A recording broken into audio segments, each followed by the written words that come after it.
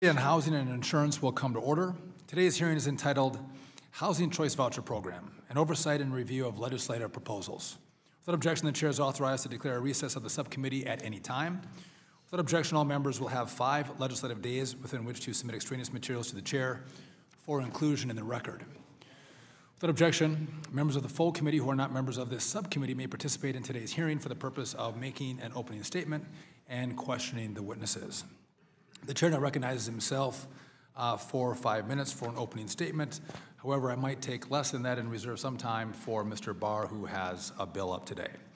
I want to thank our witnesses first for their participation in today's hearing as we examine how to help ensure that low-income families and the impoverished are not left on the streets and out in the cold. Many of you will recall Speaker Ryan's Better Way agenda, a series of policy reforms to address America's problems. With the recent announcement of Speaker Ryan, which as a Wisconsin guy I was sad to hear, it's bittersweet for us to now be laying the groundwork and foundation for the Speaker's Better Way agenda to fight poverty. In our vision for a confident America, we outlined how we want to evaluate federal government programs that have a proven success rate of reducing poverty. I believe that the measures of success of our federal government programs shouldn't be how much money we spend to alleviate poverty. We should be evaluating and investing in successful programs that lead people to self-sufficiency and independence instead of government dependence. So not how much money we spend, but what are the results of the money that we spend. Today we'll be looking at 3 different discussion drafts that utilize the Housing Choice Voucher Program, which is administered locally by public housing agencies as a tool to increase mobility and lead families or individuals to better opportunities. Once a family has been issued a housing choice voucher, they are responsible for finding a housing unit of their choice, in which the owner agrees to rent the family a unit under the program. The local public housing authority, in turn, would pay the subsidy received by the family directly to the owner of the unit.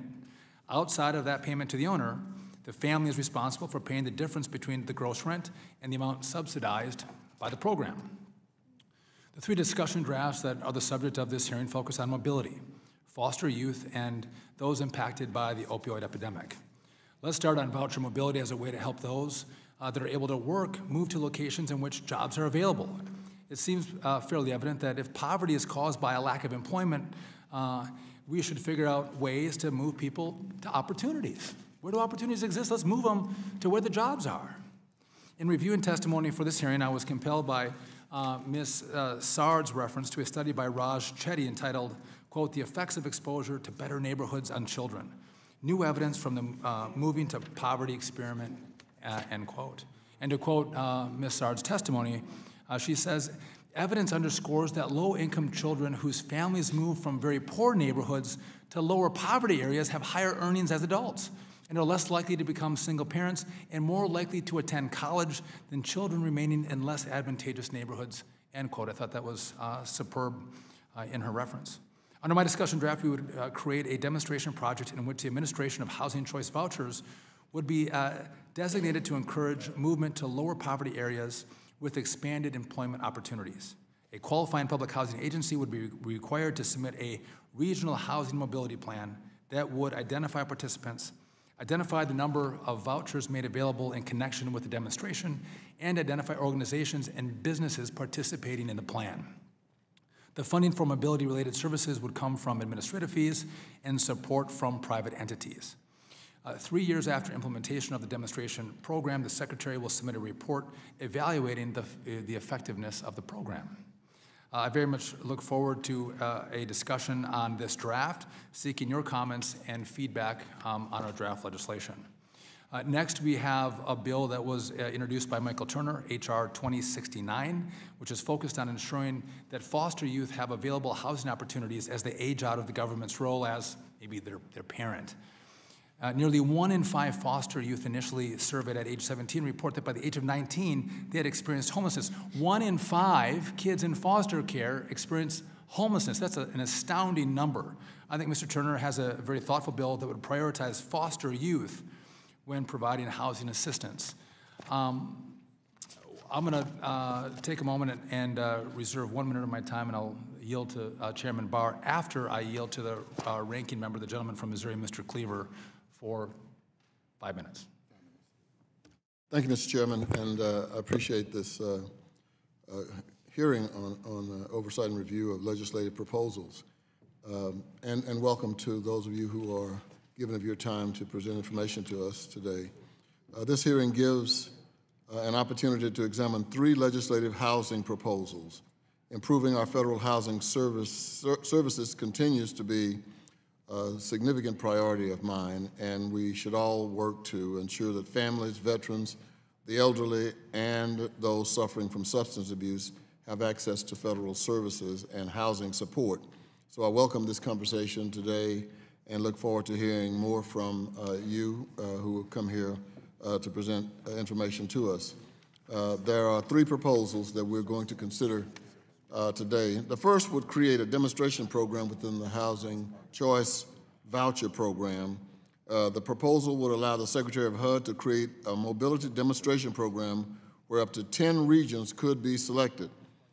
It would allow public housing administrations in these regions to create consortia that could encourage residents to use their housing vouchers to move from high poverty areas to low poverty areas. The draft is similar to one that we discussed and actually debated during the Obama administration, which was based on evidence from a Harvard professor that indicates that children who move to higher opportunity neighborhoods increase their chances of success. And I'm supportive of the proposal, though I would like to encourage the inclusion of authorized funding from the administration for the program. And then Congressman Barr also has a proposal that would create HCV demonstration program for people suffering from opioid addiction. This is a well-intentioned bill, and I am supportive of increasing resources for those suffering from drug addiction, whether it's opioids or other substances. However, I do have concerns that the bill would give not-for-profit entities or nonprofit entities that may not have housing experience the responsibility of administering this program. Housing authorities typically have the know-how and access to HUD databases to successfully administer voucher programs. The program also doesn't authorize new vouchers, but instead could take existing vouchers from other needy families. Lastly, Congressman Turner has a proposal that would create housing choice voucher preference for foster youth aging out of foster care. And I'm very supportive of the goal to assist foster youth, which is why I included a provision to improve the family unification program when we passed HOTMA last Congress. This proposal, however, would give foster children a preference over other vulnerable groups like the homeless victims of domestic violence and veterans. There are a multitude of federal programs targeting at aiding foster children, and I would prefer to work to improve and fund existing opportunities. Thank you very much, and I look forward to dialogically becoming involved with you. The gentleman yields back. The chair now recognizes the chair of the Monetary Policy Subcommittee, the gentleman from Kentucky, Mr. Barr, for 1 minute. Thank you, Chairman Duffy, and thank you to the Housing and Insurance Subcommittee for calling this hearing today. We all know that the opioid epidemic is a major health crisis that has impacted every community and every congressional district. My home state of Kentucky suffers from the 3rd highest drug overdose mortality rate in the country, and in light of the declaration of a national public health emergency announced by President Trump last fall, there is a pressing need for additional transitional housing for opioid recovery, a proven, evidence-based approach that has helped thousands of Americans to maintain sobriety after completing rehab, gain valuable skills and job training, obtain employment, and eventually transition back to society to lead independent lives. Too many individuals find themselves with limited housing choices after completing inpatient rehabilitation and are forced into housing situations where they are surrounded by people using the very same illegal substances that they went to rehab to stop using. This perpetuates the cycle of addiction and prevents individuals from rising above substance abuse. Current federal programs addressing the opioid epidemic focus on treatment and prevention, but they do not address the needs of individuals who complete intensive treatment and required continued support. Our legislation, Transitional Housing for Opioid Recovery Demonstration Program, would allow for a limited number of Section 8 housing choice vouchers to be used for transitional housing nonprofits that have evidence-based models of recovery, life skills training, and I would add to my good friend, Reverend Cleaver, experience in housing. Today, you will hear from one transitional housing nonprofit from Kentucky that has had tremendous success in fighting the opioid epidemic and was visited recently by HUD Secretary Ben Carson. I would like to welcome to the committee my constituent, Dean Hammond, who helps to lead that nonprofit. Thank you, and I yield back. The gentleman yields back time he doesn't have. If the subcommittee would offer me a minute of personal privilege, I would like to recognize Teresa Dumais. She works for the ranking member as the Director of Housing Policy. This is her last week with the subcommittee. We want to thank her for her service to our committee and the great bipartisan work she's done to make this committee more functional. Thank you.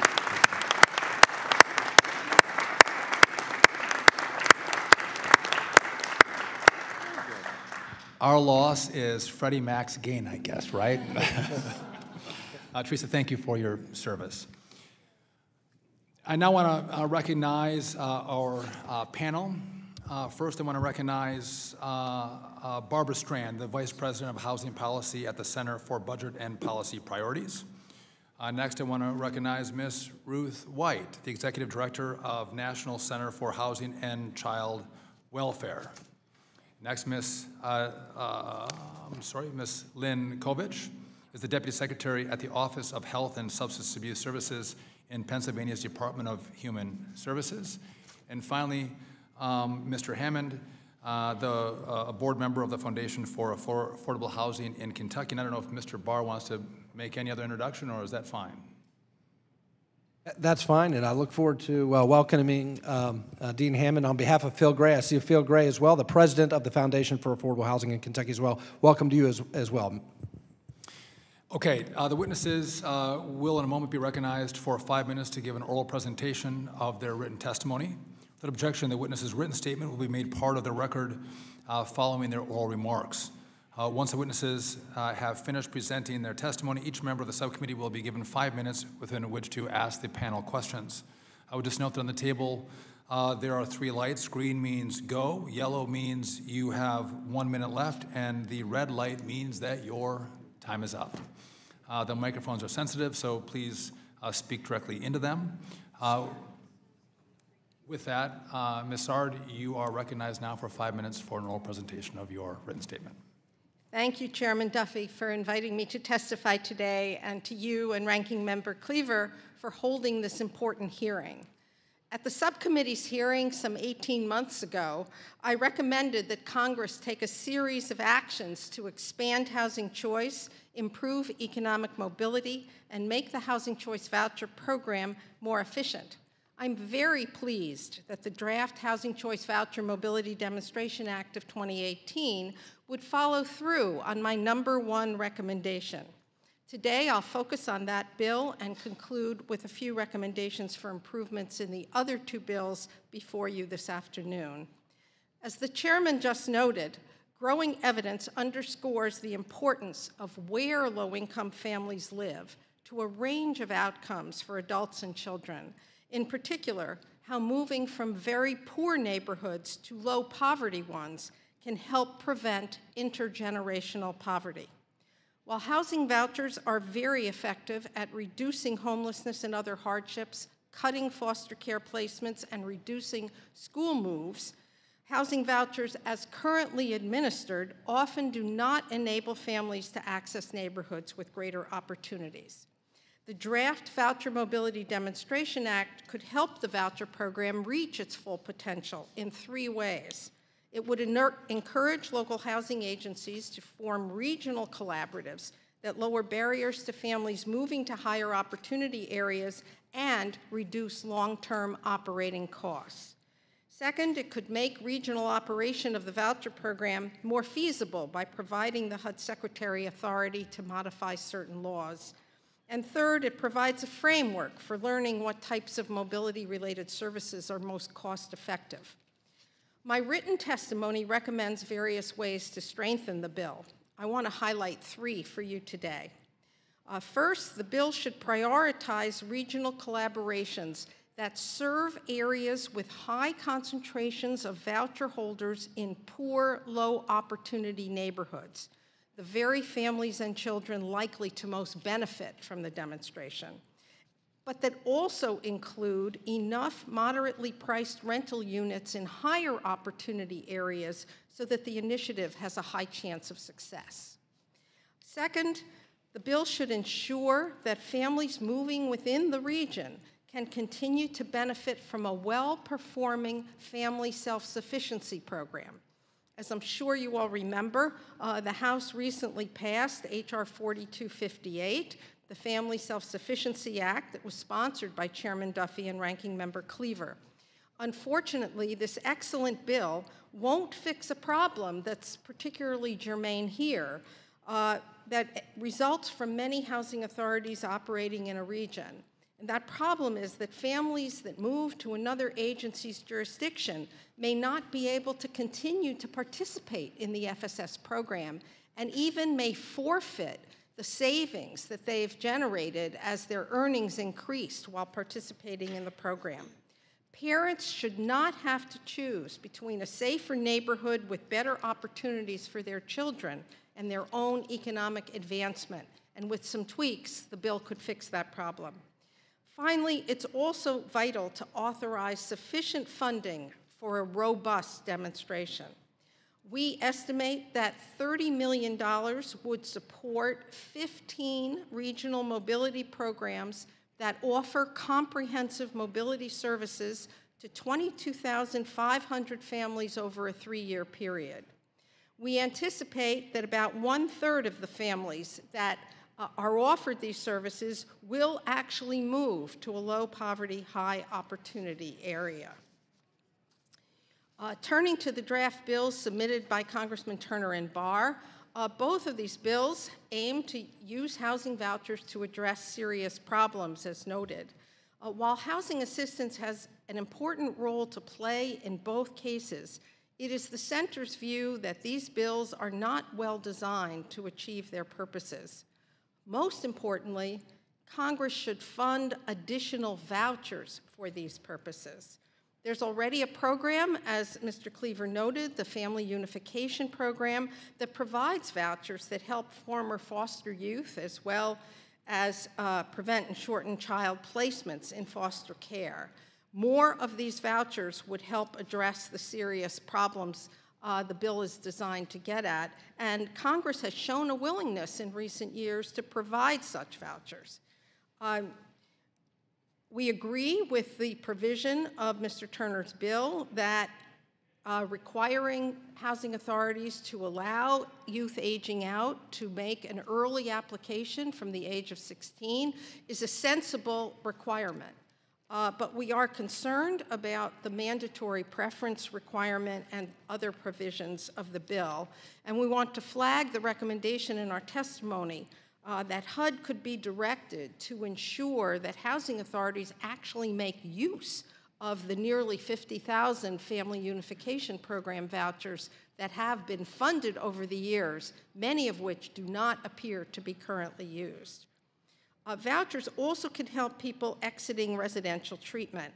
And as we note in our testimony, building on the HUD-VASH model would be potentially more effective. Thank you. Thank you, Ms. Sard. The Chair now recognizes Ms. White for 5 minutes. Good afternoon, Chairman Duffy and Ranking Member Cleaver. It is my honor to address this committee on the topic of housing as a platform for upward mobility, particularly in light of the significant improvements for youth included by Mr. Lukemeyer of Missouri in the Housing Opportunities Through Modernization Act. Like the proposal I will focus on today, HOTMA was informed by the ideas and experiences of people who live in HUD's assisted housing programs.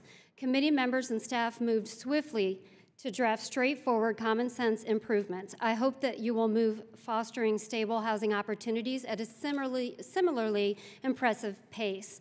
My name is Ruth White, and I'm the co-founder and executive director of the National Center for Housing and Child Welfare and a professor of social work at the Catholic University of America. We are the leading advocacy organization for HUD's Family Unification Program, which provides housing choice vouchers to families at risk of separation due to inadequate housing. My co-founder, the late Bob McKay, and I were approached in 1999 by the Child Welfare League of America Youth Advisory Committee, who suggested that youth should be added as an eligible population for FUP. We brought that idea to Senator Kit Bond, also of Missouri, there must be something about Missouri, who moved to add youth that very year. My professional expertise, as it turns out, is the least important part of what brings me here today. The Fostering Stable Housing Opportunities Act of 2017 emerged directly from an event called 3 Days on the Hill, which brings youth ages 14 or older to D.C. to speak to members of Congress. It is organized by 3 volunteers: Lisa Dixon, a full-time librarian, Jamal Callahan, a young business professional, and Doris Edelman, a retired 30-year veteran of child welfare work. Lisa is an alumna who graduated from foster care in 1989 and at that time experienced her own set of housing challenges. Jamal is also an alumni.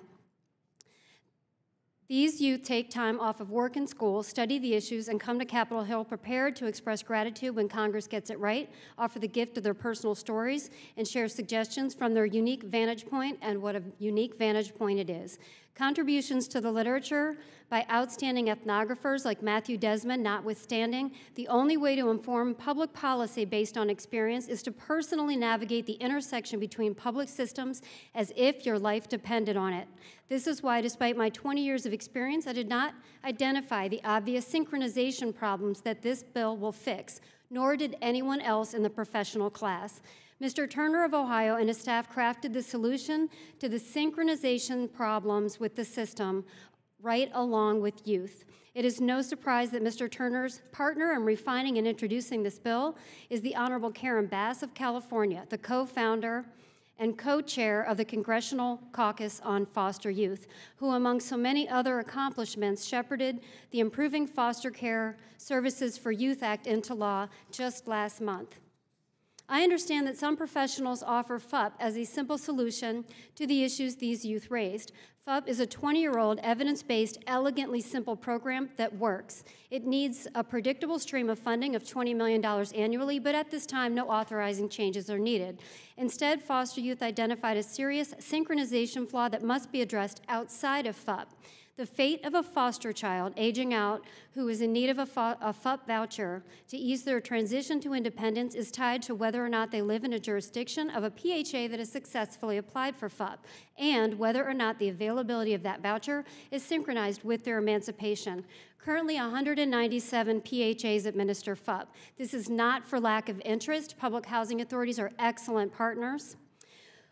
When considered in the aggregate and viewed against the backdrop of a finite affordable housing pool, this seems like a typical resource constraint problem, but from the perspective of Sydney, Tori, Kimberly, Shawana, Christopher, Parrish, and Fabian, alone in the world at the intersection of childhood and adulthood, without the support of a family, this mismatch is an epic policy fail. These young adults did not come to D.C. to complain about PHAs, FUP, or anything else. They came to express gratitude and to offer their expertise about the problems between systems that only they are qualified to see. The Fostering Stable Housing Opportunities Act of 2017 offers a two-pronged approach: early application and priority preferences. Additionally, this bill incorporates recommendations from former foster youth that have been repeatedly suggested year after year, dating back to the Trudy Festinger study of 1983, aptly entitled "No One Ever Asked Us," to ensure that young people aging out of foster care can use services as a platform for self-sufficiency. I will offer to you that the priority preference is problematic for other people because federal preferences were eliminated in 1998, but the reality is that if every voucher that Congress gives out to housing authorities is a special purpose voucher, then Congress is essentially running a federal preference program at this time. I also want to mention just briefly that my work is focused largely on ensuring that HHS uses its funding to ensure that young people have a self-sufficiency platform as well. HHS funding is flexible and elastic and can be used for private housing, and it can also be used to end youth homelessness. And with that, I also want to mention that this bill is propitious because we're not looking at a finite pool. A $4.9 million multi-sector Opportunity Starts at Home campaign is underway to vastly increase the pool of affordable housing. This bill is perfectly timed with that. So with that, thank you, and I'll hand it over. Thank you, Ms. White. Ms. Kovach, you're recognized for 5 minutes. Good afternoon, Chairman Duffy, Ranking Member Cleaver, and all the other members of the committee. It is really my honor to be here this afternoon and testify about the Transitional Housing Opioid Recovery Demonstration Act of 2018. As the chairman said, I am the Deputy Secretary for the Pennsylvania Office of Mental Health and Substance Abuse Services within the Pennsylvania Department of Human Services. Governor Wolf has made fighting the opioid crisis one of his administration's top priorities. In fact, in January of this year, he declared a disaster declaration around the crisis to really enable the state to increase its response time, to offer more access to treatment, to provide support to families, as well as to provide data to be able to attack the problem. It brings together most officials of his cabinet, and a group of us meet every Monday to talk about the state's strategies to attack the crisis. I have been involved in either running, developing, or operating supportive housing for people with mental illness, people with substance use disorder, people with developmental intellectual disabilities for the better part of my career. I'm very devoted and committed to ensuring people have access to affordable housing, coupled with services that are specifically tailored to their individual needs. I have worked with many of the HUD-funded programs. I have used supportive housing as a platform to implement Olmstead settlement agreements, and I have also been touched personally by the opioid crisis, having lost a cousin to an overdose. She was homeless at the time that she overdosed and passed away. And I've now, in my second state, having worked in New Jersey and now in Pennsylvania, in trying to attack this crisis on really all fronts. People, though, I say that, people with SUD or opioid use disorder can and do recover.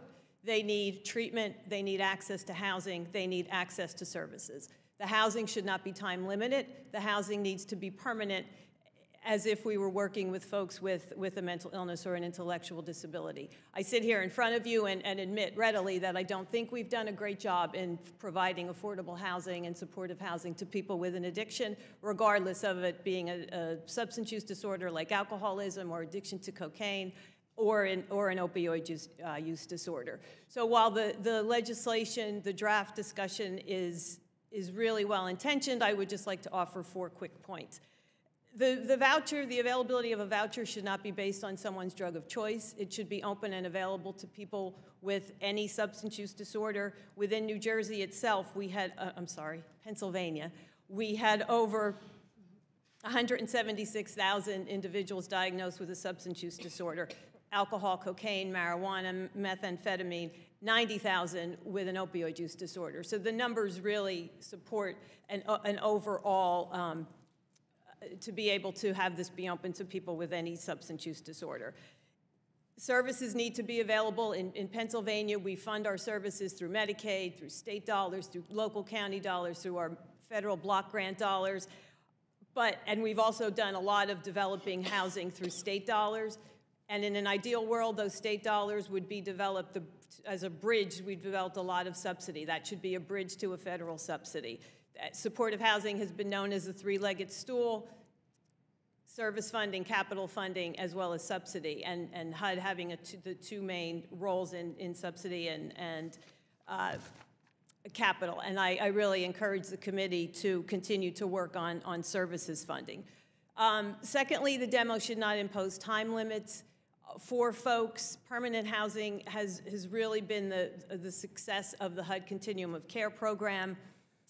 When PHAs engage with landlords, they typically are thinking they're engaging on a permanent basis. Having it be temporary really can disincentivize the program. There's more than 3 decades of evidence that permanent housing is the most effective way to deal with folks who have a substance use disorder and or a mental illness. The demonstration points to supportive housing as the basis of the model, but it really kind of runs counter to it in terms of it not being permanent. The housing needs to be low barrier, services need to be individualized and tailored to folks' needs. The third point is that it's not, public housing authority should be involved, as the ranking member indicated, and I, having run an opioid treatment program, addiction providers typically don't have experience running housing programs. It's a very logistically, administratively burdensome program. and they have the specific expertise. So public housing authorities should be involved in the demonstration, and housing and services should be separate. Your service provider should not also be your housing provider. That is one of the tenets of supportive housing. And finally, I would offer that, as others have already testified, there should be additional vouchers as part of this program. The Housing Choice Voucher Program is currently, the demand is far exceeds the supply of affordable housing and of affordable vouchers. The 3 million people are on the waiting list. 9 million would be on the waiting list if waiting lists were open. Public housing authorities have to close them because the demand is too high. And I will end there. Thank you, Ms. Kovich. Mr. Hammond, you are now recognized for 5 minutes. Chairman Duffy, Ranking Member Cleaver, and other interested parties. Phil Gray, the current president of the Foundation for Affordable Housing, and I thank you and the committee for this invitation. I've been working in low-income housing for 33 years, developing software to manage those authorities, and for the last 14 years, as a board member, the president, and now consultant of the board of directors for the Foundation for Affordable Housing in St. James Place. We have 102 units of low-income homeless housing there, and we've been running that for 23 years. And for the last 14, we've been dealing with veteran housing, and those who have substance abuse problems and have come through a rehab program and into service-intensive transitional housing. Today, my focus will be on the Section 8 voucher set-aside bill for the support of transitional housing for opioid recovery and the fostering stable housing bill. Each is consistent with our service-intensive transitional housing model. When we introduce opioid factor or other mental conditions, everything changes. It's not just some skills review kind of housing. There's a serious change in behavior and physiology. Our model seeks those who want to go beyond just existence and into unsubsidized permanent housing. The question of the candidate is, can you qualify and do you want to work to succeed? Because it's all up to the addict. This doesn't replace rapid housing. It's a different category in itself. Whenever we speak of a model to rebuild a life before it goes completely bad, we look to easily measurable items in a checklist of components. First, we're talking about the opioid problem in Kentucky, which is a massive problem. Sustained recovery from addiction, absolutely up to the addict. 90 days of rehab treatment direct must be there. It's a minimum. That's a minimum, and graduate from that. Stop here, and most will go back to where they were. Relapse. If they're on heroin, there will be an OD. That's how it goes with these folks, and we've been through this several times. Structured service-intensive transitional housing brings something else to bear. It increases the odds of success. Structure. Most of our clients lack structure. That's what got them where they were. Consider a successful special schools, uniforms, discipline, structure, military, structure, jail, structure, and unfortunately they continue to go back to the structure they know. In 3 years, 68% of them will be back in prison. In 5 years, 77% will be back in prison. 84% of inmates 24 or younger, when released, will be arrested within 5 years. The stable housing. The stable housing's got to be in a good environment. It can't be back where they were. It's got to be closed circuit. Group in one building. Special lease agreement tied to the program, not the client. Permanent employment's got to be mandatory. They have to have a job. That's how they're going to get through this thing. Mandatory training and education, two different things. Life skills, of course, you've heard that. Job skills. Complete Dave Ramsey's Financial Peace University. Trade schools, equine therapy, recovery meetings, whatever we have to do to get them there. Stable finances, things like child support, trying to get that straightened out. Mandatory savings. This is one of our critical mandatory components. 30% of their adjusted gross income in savings. This is a great investment for us. No rent initially, begins in the third quarter of the first year. Current program, our veterans have saved over $300,000 in this program. Average was $2,200 a vet, some over $10,000 each in less than 2 years. When someone completes any course of rehab, training, or even incarceration, and they have no savings to start the new life, the recovered life, they have no option but to go back where they were. Let's return to the Section 8 voucher set-aside. This is an exciting proposal with a few variances from the normal Section 8 directly combined with other funds to support all of the components of service-intensive transitional housing. We have a successful model. For the purposes of this model, we would need a variance from the Section 8 normal lease to a behavior agreement and a variance from the 30% adjusted gross rent to no rent, at least for the first 6 months, so the savings can begin to build. Perhaps a hybrid project-based or unit-based might be a better substitute for the authorization might work. To stay in housing, the candidate must be successful.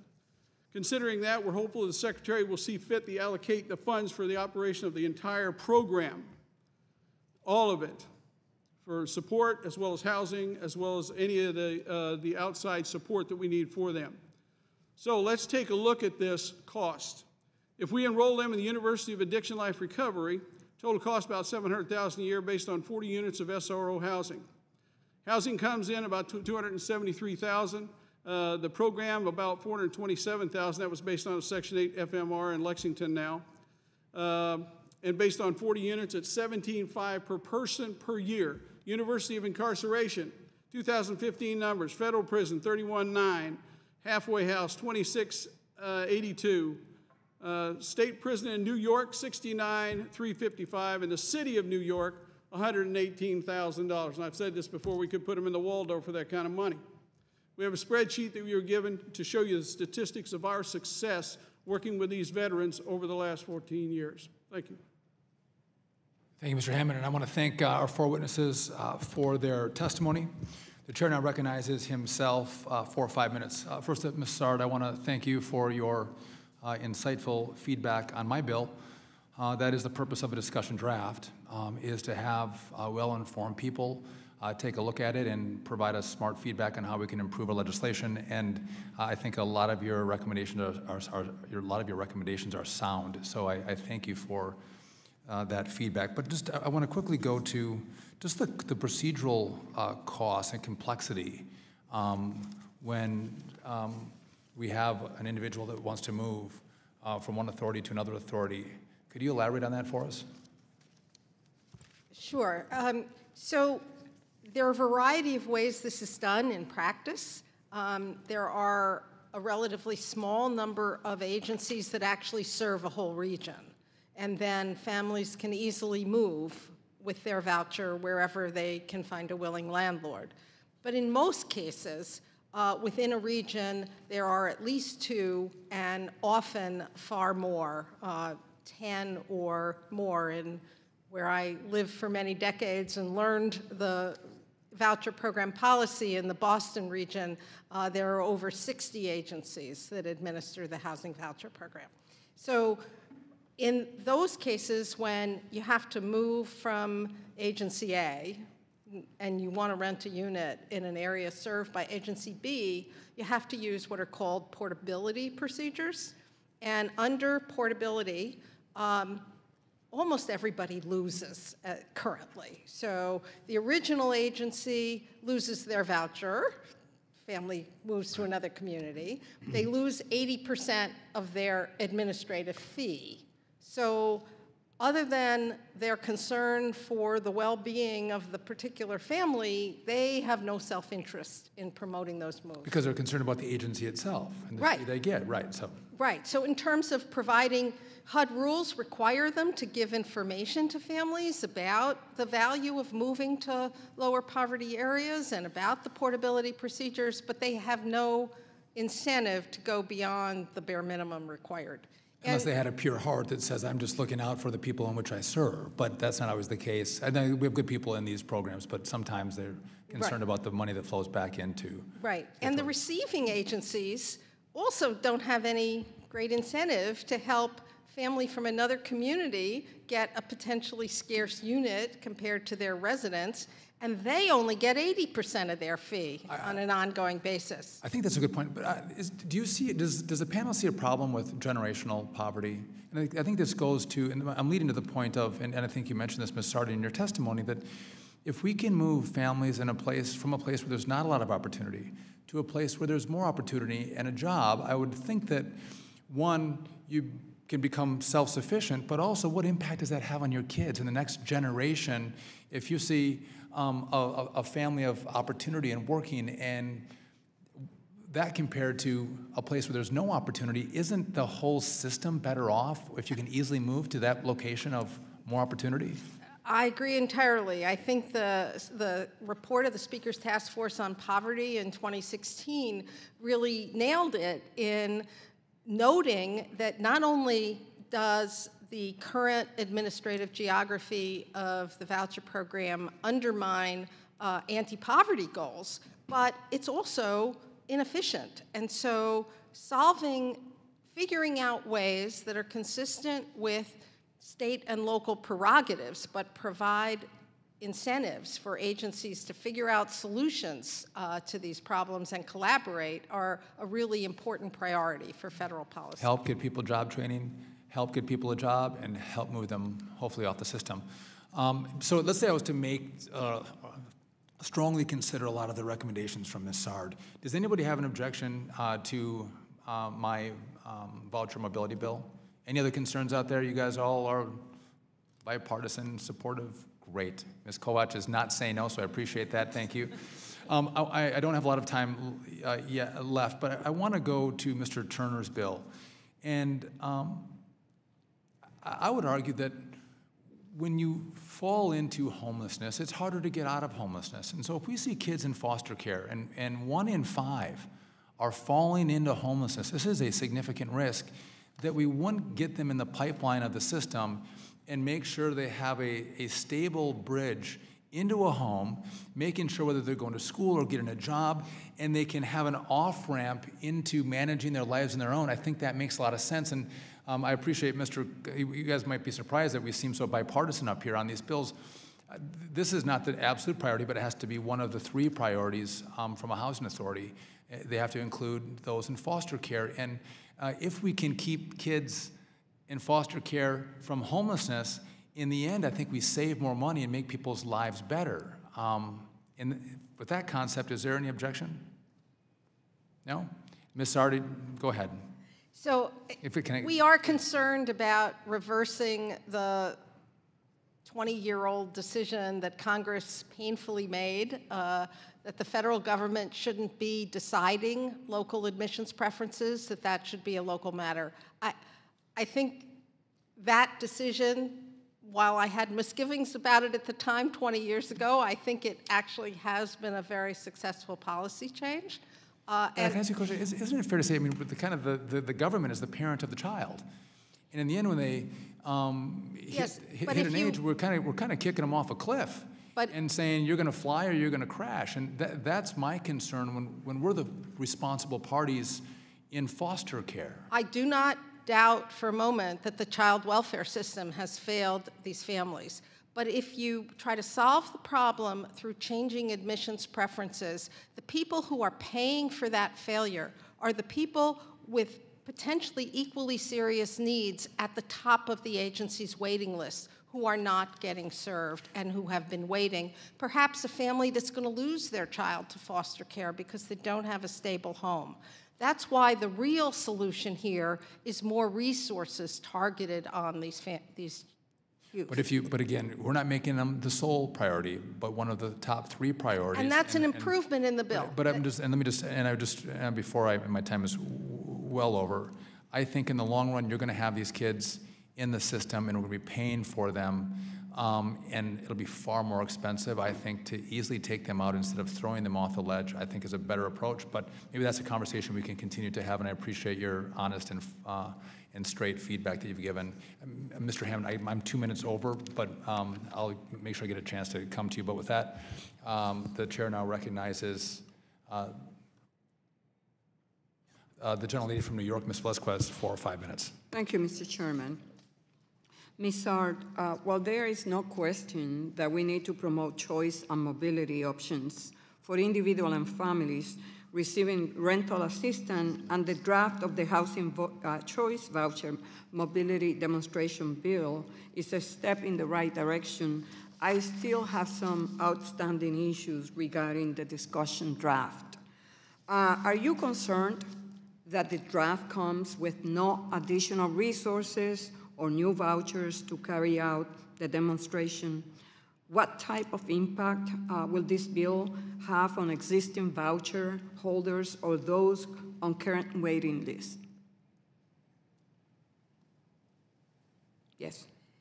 So you raised 2 somewhat different concerns, as I heard you. Yes. The first one is the need for additional dollars to support the services and also additional vouchers. Now, I have to be forthright with the committee. I would love to see additional vouchers for this purpose. I was an lead author of a paper with the Urban Institute that recently published as part of the U.S. Partnership on Mobility from Poverty, sponsored by the Gates Foundation, that recommends 500,000 new vouchers for very much the same purpose. But given that we have now about 1 million families with children who have vouchers, you can do a reasonable demonstration that can enable us to learn what are the most cost-effective strategies to help families move to higher opportunity communities. And I'm not concerned about any adverse consequence for existing families, because the only ones that would participate in such a demonstration are those that chose to do so. Okay. So that would be choice. Okay, you recommend the Voucher Mobility Demonstration Act can be improved by focusing on PHAs that serve areas with high concentration of voucher holders in poor, low-opportunity neighborhoods that have an adequate number of moderately priced rental units. Are you concerned about the implementation of a program like this in New York City, where there is an extremely low vacancy rate, 3.4%, and an extremely high monthly rental price for unit? My question for you is, would you think that a program like this will work in New York? I think it can work in New York. My understanding is that the city's Department of Housing Preservation and Development is working on such a program and would look forward to having some resources to help them. But I also want to, New York City is obviously a diverse place, and there are a lot of different kinds of neighborhoods in New York. But it would also be important for the city to join with surrounding housing authorities to widen the potential housing resources that could be put to use. I think it's vital if we're going to help achieve the effectiveness and efficiency goals of the demonstration, in addition to the choice goals, that it not be a single housing authority that is participating, but a set of agencies in a region. My last question, the discussion draft called for a 3-year evaluation cycle. Do you think that is enough? This draft bill is modeled after the Obama administration's one that lasts for 5 years or even 10 years. So what impact do you think a 3-year evaluation cycle will have on the results? So I think it's reasonable to do a 3-year demonstration, but to have a sound report to Congress on the effectiveness of that evaluation, you got to add in some extra time. You've got to have the full 3 years to implement, and that takes some time after enactment, and then you've got to have time to analyze your data and write a report. So in conclusion, do you think that 3-year cycle is enough? No, we recommend that it be 5 years. Thank you. Thank you, Mr. Chairman. The gentlelady yields back. The chair now recognizes the chair of the Financial Institutions Subcommittee, the gentleman from Missouri, Mr. Lutemeyer, for 5 minutes. Thank you, Mr. Chairman. Ms. White, I was interested in your conversation a while ago, your testimony. In the last Congress, Ranking Member Cleaver and I introduced the Housing Opportunity Through Modernization Act that you referenced. That legislation provided new options for use of the Family Unification Program, or FUP vouchers that you talked about. I think you indicated that it was funded about $20 million, if I'm not mistaken. Mr. Turner's legislation appears to extend the FUP model to all transition-age foster youth at risk of homelessness, even those jurisdictions without an active FUP portfolio or where FUP is used primarily for the family subpopulation it serves. I guess the first question I want to ask is, do you think that the Fostering Stable Housing Opportunities Act is precisely the type of legislation we should use in supporting this sort of activity? I do, because it fixes a significant synchronization problem that, again, I wasn't qualified to. It was invisible to me, but as you talk to young people who are coming out of the system, they understand that there's a situation where they have to live in the right housing jurisdiction, so they have to live at a housing authority that has the vouchers. And then their emancipation has to be timed perfectly with when one of those vouchers becomes available. Sometimes that works, which is why I'm such a major proponent of the family unification program. But when it doesn't, it's a tragic public policy fail. So what the bill's a sophisticated answer to that problem. It creates a situation where a young person could get on the waiting list at age 16 or older and remain there until they are close to emancipation, which I want to point out to the committee, isn't age 18. It should be about age 21, and there's a number of ways to extend that using both Title IV and Chafee Act funding. So at that point, when they're close to age 21, they would then be bumped up as a priority on the waiting list, and then they would get the voucher when it becomes available. I think there's probably a year-long window where they would wait for that voucher to come available. Okay, we had an interesting discussion. You mentioned in your testimony, and then we had a discussion between the chairman and Ms. Sard with regards to preferences. I don't know how you solve the problem and how you list preferences. I mean, how do you prefer somebody who's got, one of the other bills we're talking about today is opioid abuse. You've got veterans, you've got disabled. I mean, there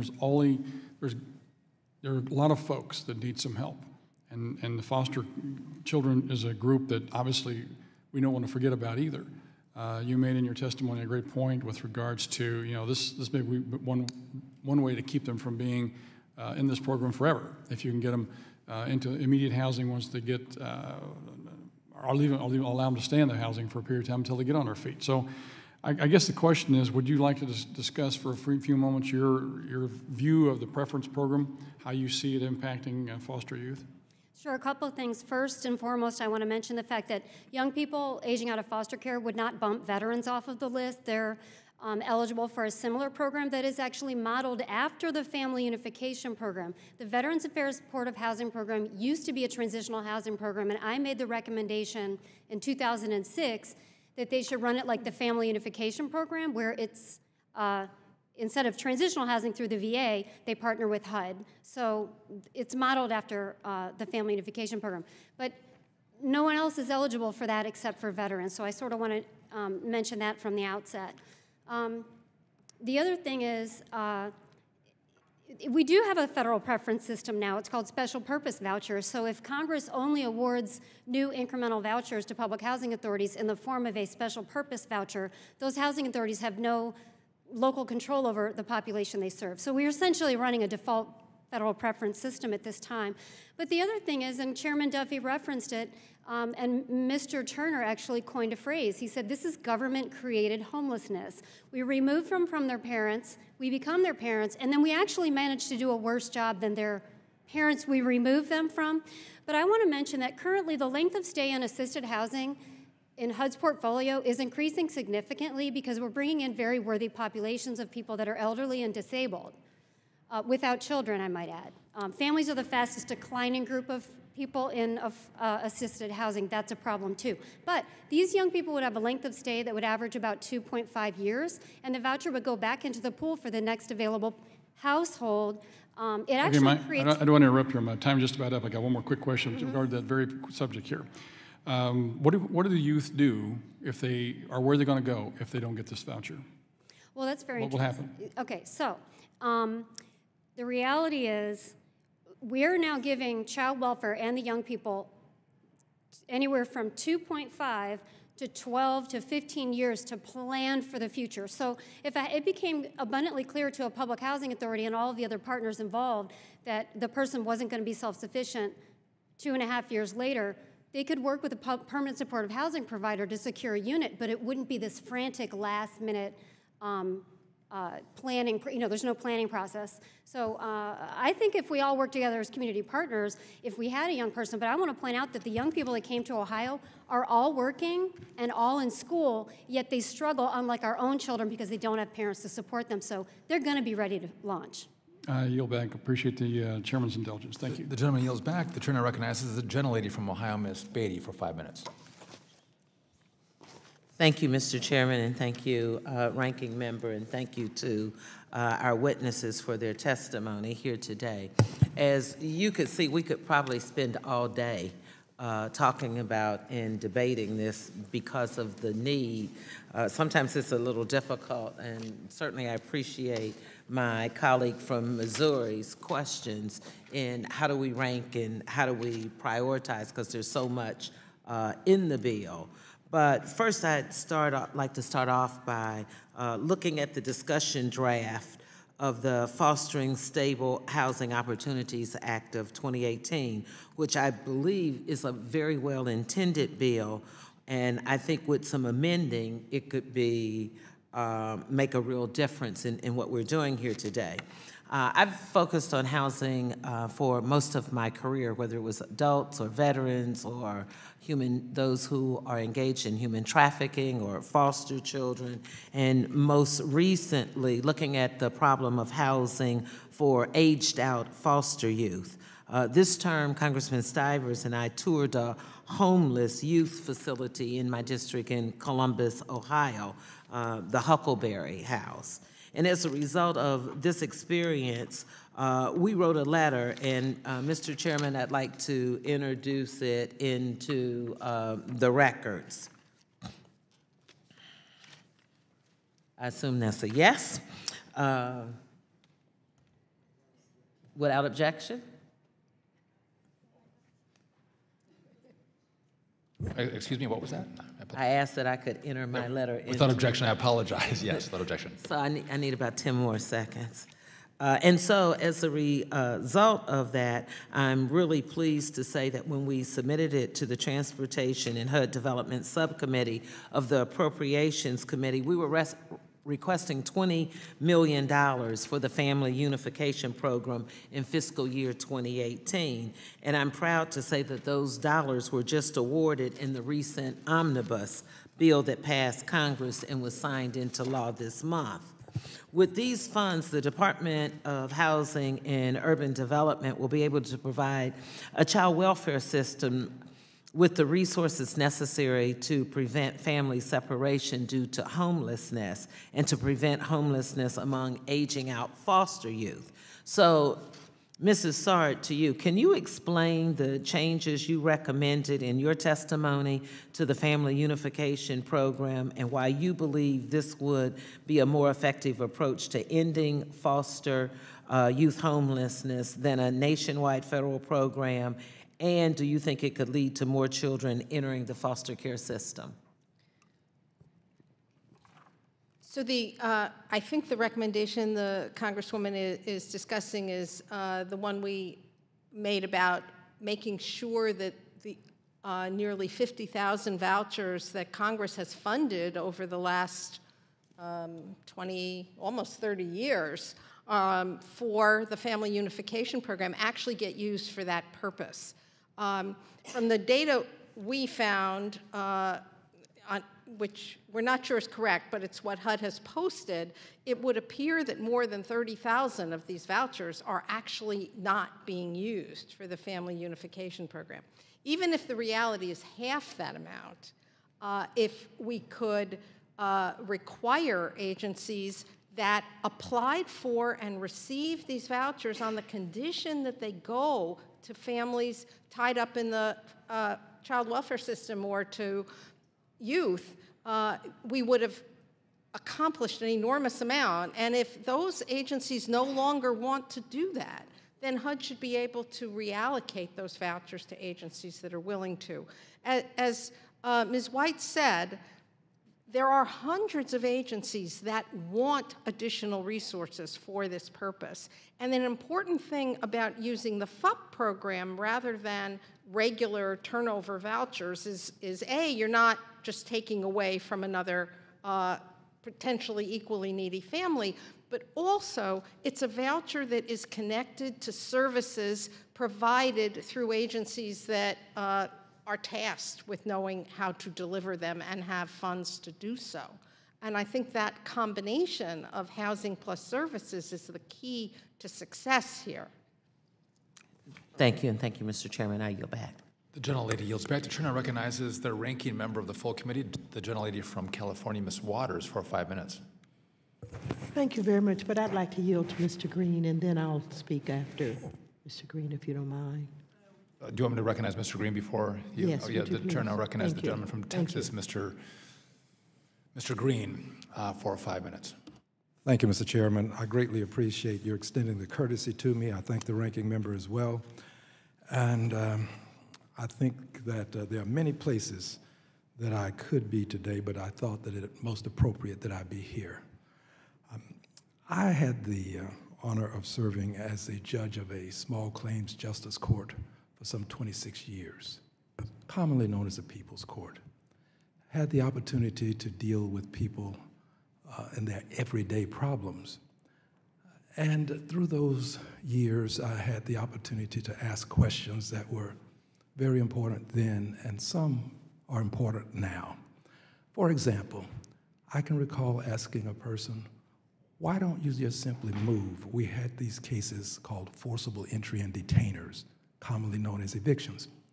Why won't you just move to another area?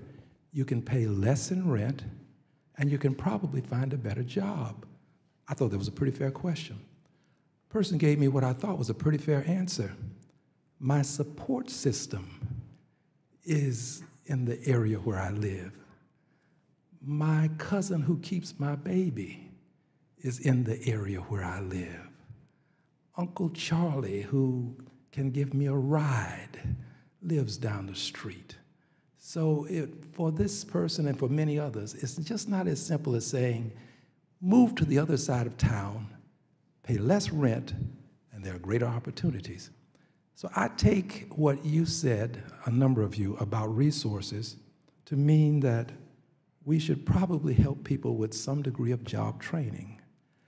I take it to mean that some people will need to have some additional support available to them, support systems so that their children may be properly taken care of while they're out getting these great opportunities. And I take it also to mean that education, preparing them for these jobs is important. So I take additional resources to mean these things. Now, if these are not the additional resources of which you speak, kindly let me know, because I want the record to reflect what additional resources really means to you. Anyone differ with me on additional resources? If so, it's okay. I just need to know what they are. Yes, ma'am. If you would, please identify yourself by name and speak. Thank you, Mr. Green. I think we can't forget the need for additional housing resources. Everything you listed is very important, but today, about 3 out of every 4 households eligible for federal rental assistance get no help at all, despite rising rents throughout the country. So in addition to these things, you would add additional housing resources. Yes. I think you are eminently correct, and I'm quite proud that you mentioned these things. Anyone else? So housing resources and these, any other resources? Yes, ma'am. Would you identify yourself for the record, please? Lynn Kovich. In addition to that, what we have found is the access to affordable health care. We tend to silo people in terms of you go here for your behavioral health services and here for your physical health. Folks need to have access to care coordination or case management so that we're looking at the whole person and not siloing them in terms of their services. Thank you. There has been an indication that housing should be permanent. I think all of you have concurred, but I'm not entirely sure. So if you're of the opinion that housing should not be permanent, would you kindly extend a hand? All right, if you can be terse, I would appreciate it, because I have one more area to visit. Yes, sir. The only reason I'm saying that is that the program of service-intensive transitional housing is more of a closed-circuit operation, and we're looking at 12 to 24 months to incorporate that program and to get the person through it, especially in this opioid treatment situation after they've gotten out of rehab. You've got to get them down that track, but that's the only time. I agree with permanent housing when possible early. And now, quickly, that means that the $9 million that would be on the list currently 3 million, as was called to our attention. That means that these other persons, what will we do to help them if we make these permanent and there are others who are on the list? Hold your point on that. Let me go to the next thing. I have to say this. Thank you for acknowledging substance abuse as the problem. I don't quarrel with the opioid crisis, but there are other substances that are being abused, and I believe you've all indicated that you think that this should be open to people with substance abuse problems, not just opioid problems. If I'm incorrect, would you kindly extend a hand into the air? Okay, let the record reflect that everyone agrees. And thank you, Mr. Chairman, for the extra time. And I hope that someone will answer the question about permanent housing and how it impacts those who are on the waiting list. Thank you very much. Thank you. The gentleman's time has expired. The chair now recognizes the ranking member of the full committee, the distinguished gentlelady from California, for 5 minutes. Thank you very much, Mr. Chairman and members. Let me apologize for not being able to be here to hear all of the witnesses. And I'm sure that I missed part of the conversation that I needed to hear, but I can only now try and respond to what I know and understand about these legislative proposals, and hopefully I will get the opportunity to talk with some of our preventers individually. We're here today to talk about 3 discussion draft proposals related to certain HUD and USDA rental assistance programs. And while it seems all of the draft proposals have potentially laudable goals, in some respects the goals are in tension with each other, it seems to me, in light of the fact that none of the discussion drafts are authorizing any new funding for their respective initiatives. Federal housing assistance programs in every community have very long waiting lists for assistance. What these bills do, absent any new resources, is just kind of pick winners and losers in the competition for already scarce resources, rather than providing the sorely needed additional funding to help really solve the problems. There is no question that we as a country need to promote choice and mobility options for individuals and families receiving rental assistance. We need to support youth aging out of foster care. The substance abuse crisis needs new solutions. However, these growing problems cannot be solved by constantly robbing from one population to pay for the needs of another. Trying to address these serious social challenges without spending additional money just creates more inequities and problems to solve. So I'm very interested to hear from all of the witnesses today at some point in time on whether they agree about the acute needs for increased resources to meet our nation's most pressing housing challenges. I think that we have embarked upon a point in time where most of our members on both sides of the aisle understand we have a housing crisis in the country, and it's huge. And that we need to talk about dedicating resources to deal with this housing crisis. I have a bill that I introduced for $13.8 billion just for homelessness. And I knew that it was not going to receive a lot of attention, but I wanted to point out the tremendous need that there is and how we just have to come to some realities about what's going on in this country. We have gentrification going on, and we have this conflict between economic development and the creation of affordable housing. And of course, we support economic development. It's happening in some parts of my district, but guess what? With economic development comes the need for landlords who have rental housing to get more money, because it becomes very competitive, because with economic development, the communities become more desirable. I have a 90-year-old woman on fixed income that was just evicted, from her unit. So it goes on and on and on. I am really interested that the Congress of the United States of America make a decision about what we're going to do about housing in this country, what we're going to do about public housing, what we're going to do about Section 8, what we're going to do about homelessness, and commit ourselves to spending the money. Now, I know that we don't mind deficits. Thanks to my friends on the opposite side of the aisle, they've shown us that really deficits may not matter in the way that they had always said they would. We have created deficits recently with the leadership from the opposite side of the aisle. And so if we have to do that in order to house people and to provide safe and secure and decent housing for people in this country, for our constituents, I want us to do that. I want us to say we've got to bite the bullet on housing, and we've got to put up the money and the resources to do it. With that, I yield back the balance of my time. The gentle lady yields back. The chair now recognizes the ranking member of the subcommittee, Mr. Cleaver, for 5 minutes. Thank you, Mr. Chairman. Actually, most of the questions I was going to raise have already been raised by others. Obviously, during my opening statement, I spoke about the separation between opioid addiction and other addictions. And my wife is running a mental health clinic, and so she tells me that if you have a substance abuse, you just have a substance abuse, and they're dealt with. So I appreciate that going on.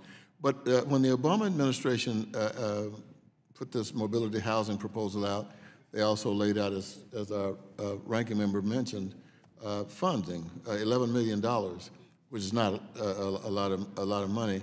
My only one of my concerns with this program has to do with whether or not we are going to really try to run some kind of a demonstration program, or will it languish somewhere on a shelf someplace. And I'm, we do a lot about, do a lot of things that don't ever get implemented. But let me find out one other program, I have one other concern that may not have been raised, and it is the whole issue as it relates to, moving from one area that's in poverty to another. And I think you, Ms. Nard, you quoted that in your opening statement to us. Can you just speak to that a little bit more about your other findings that are in that report that will present data showing that life improves as you move to a more substantial and stabilized neighborhood? Thank you, Congressman. So the study by Raj Chetty and others that the chairman and you also referred to is really the latest in a series of studies that have shown the impact on kids and adults from moving out of very high poverty communities, particularly that are plagued by violence, and moving to safer communities with a mix of incomes, and also importantly with good schools. So we cite research that pulls that together. The geography of the voucher program today means that there are too many communities where there are a lot of people living in high poverty areas, but there are not a lot of rental housing opportunities in low poverty areas with good schools within the boundaries of the jurisdiction. And that means that it becomes vital to have the agencies within a region that serve a mix of communities collaborate together for the well-being of the families that live in that region.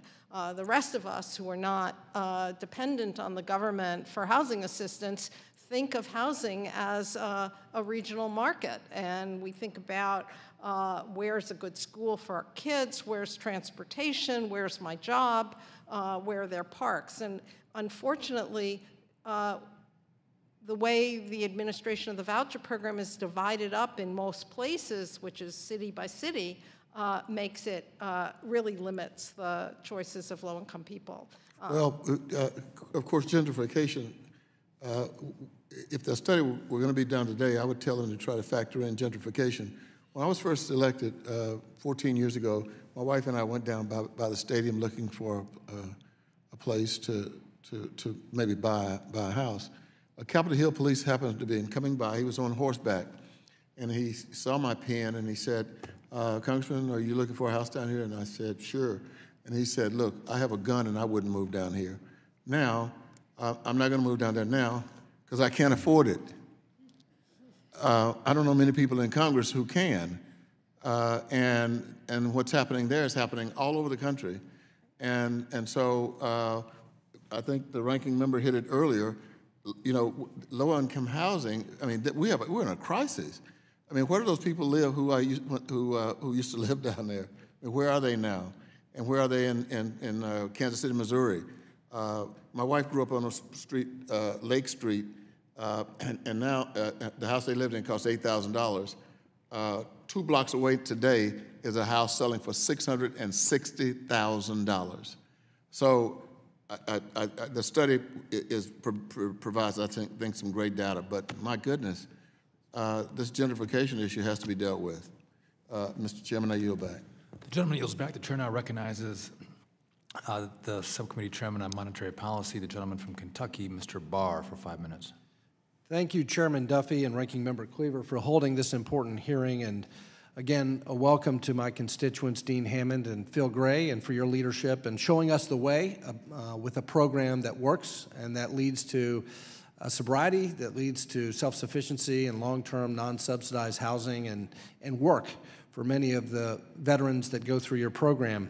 I've been very impressed, and I know Secretary Carson, when he came and visited with you in Lexington, was very impressed with the model that you've shared with us today. As you all know, Congress has passed several key pieces of legislation to address the opioid epidemic, including the 21st Century Cures Act, the Comprehensive Addiction and Recovery Act, and the recently enacted appropriations bill, which includes several billion dollars in funding for opioid treatment and prevention. And despite these important investments, what's been frustrating for me and my staff is that as we look at some of the programs that are funded, it's really oriented towards treatment and medication-assisted treatment and law enforcement resources, but there's not that long-term recovery piece. And when we're trying to help groups like St. James Place and the Foundation for Affordable Housing in Kentucky, those resources for that next phase, after treatment, post-rehab, for long-term sober living, that's not there. And there needs to be that longer term, and I think Secretary Kovach, you made this point, in arguing against time limits. We need longer-term help. I agree with you, totally agree with you. To Mr. Hammond, do you believe this demonstration program would fill a gap in federal resources to address the addiction crisis?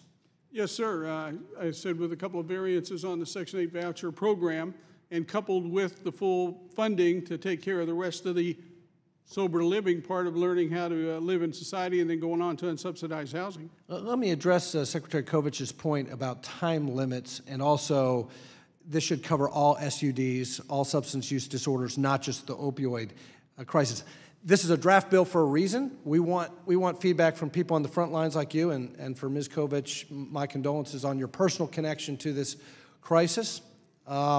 Unfortunately, I've met a lot of families whose lives have been upended by this in my congressional district. One of the reasons why we proposed the bill and focus on opioids, one is to respond to the President's declaration and focus on this particularly acute problem, but the other is actually to address the other point that you made, which is that we don't want to displace the existing voucher allotment in a more profound way. So it's a resource question, but your point's well taken. On the time limit question, while I agree that 90 days is not enough to get someone to that long-term recovery, my question is, do you believe that pairing the work training, the job placement, the recovery services with the Section 8 Housing Choice Voucher Program could help recipients rise above addiction, lift themselves out of poverty through the blessing of work, and then ultimately graduate from the subsidized housing piece, graduate from the dependence on the voucher piece, and that's to Mr. Hammond.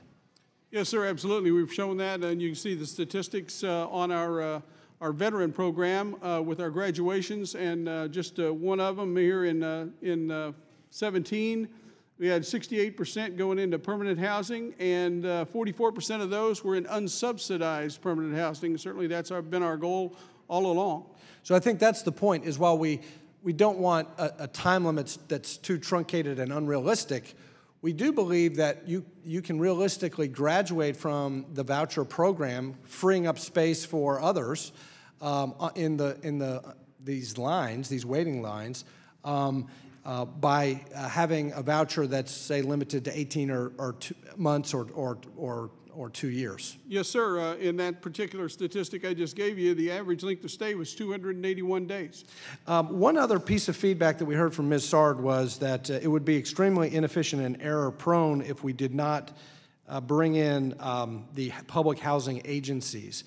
Mr. Hammond, is it your experience that you need a public housing authority to actually implement your program? We need, I mean, they're the ones that administer, in Kentucky, they're the ones that administer the Section 8 program. Right. So, but do you think nonprofits are incapable of actually implementing the program? No, sir, because what we're having now with our veterans, the VA grant per diem program, we administer that whole thing and turn in our reports for bed days and are funded through the Veterans Administration. So we're actually running kind of a voucher program based on bed days. Well, my time has expired, but I'll just conclude with one final point, and that is that I believe that an increased federal investment in this transitional housing will actually save taxpayers money, because in the long run, if we help people, assist people to escape poverty and move them into permanent non-subsidized housing where they have a job and they're addiction-free, where we end the cycle of addiction, that's a taxpayer. That's a taxpayer. That's not someone who's incarcerated. That's not someone whose life has been destroyed. That's a taxpayer, a productive person. Through the blessing of work and sobriety, that person is a contributor once again. We appreciate you showing the way. I yield back. The gentleman yields back. The chair now recognizes the ranking member for a point of personal privilege. Thank you, Mr. Chairman. You mentioned earlier Teresa DeMay, and I just want to again give an expression of appreciation for having worked with her over the last few years, and she is quite the professional, and she is extremely knowledgeable, not nerdy. She is extremely knowledgeable about all matters housing, and I wanted to express appreciation, as you did earlier, for having the opportunity to work with her. Thank you. And you have more time? I yield to the Thank you. Yankee. Thank you very much. I appreciate that. I have to perhaps, talk about this for the first time. There are some things that I wish I had done as it relates to substance abuse. We had an epidemic of crack cocaine in some communities in this country, and we had babies who were born to parents who were addicted. And we never knew, and we don't know what happened to those children. There was never any research done. We do know that we have increased numbers in some of our public schools for children who have learning disabilities and problems that they put into special education. We don't know whether or not the crack babies survived in a way that they will ever be productive citizens. And so I guess what I'm thinking now as I listen to what we're talking about with the opioid epidemic is we've got to make sure that we go for resources to deal with all of the substance abuse problems that have, created problems in our communities all over. And I think this can be a bipartisan effort because we all have these problems in our communities. And so I would love to be able to support something that's comprehensive and really puts the resources into dealing with these epidemics that we're confronted with. And I yield back to the ranking member. Thank you. And I just, to Teresa, would say that could be your plaque, knowledgeable but not nerdy.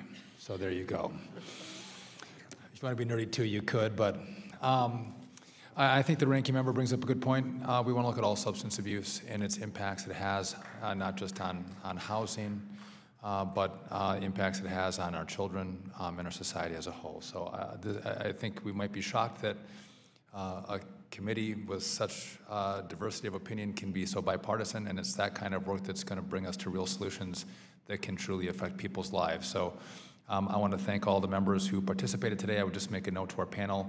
We did have a few Republicans leave. There was a briefing on Syria that was going on today, which was why you saw an exit for that briefing.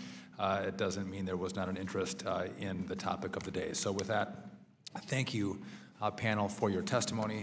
Without objection, all members will have 5 legislative days within which to submit extraneous and additional written questions to the chair, which will be forwarded to the witnesses. I would ask, if we do have additional questions, if you respond in a prompt fashion as quickly as possible. But again, thank you for your testimony, and without objection, this hearing is now adjourned.